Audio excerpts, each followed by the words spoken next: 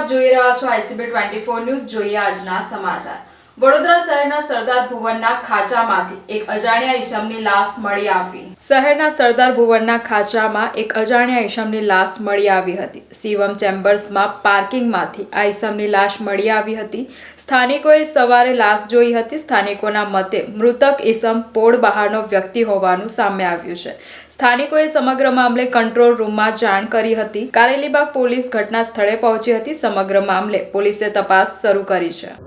7:30 વાગ્યા પછી જ્યારે નીચે કોલાહલ થયો ત્યારે હું જોવા આવ્યો કે કંઈક પ્રોબ્લેમ થયો છે, કંઈક ઝઘડો કે એવું કંઈક થયું લાગે છે. હું જોવા આવ્યો તો માણસ નીચે આવી રીતે પડેલો હતો અને ઇન્જર્ડ છે, બ્લીડિંગ થયું હતું. એટલે પડ્યા પહેલાં અમે 108ને જાણ કરી.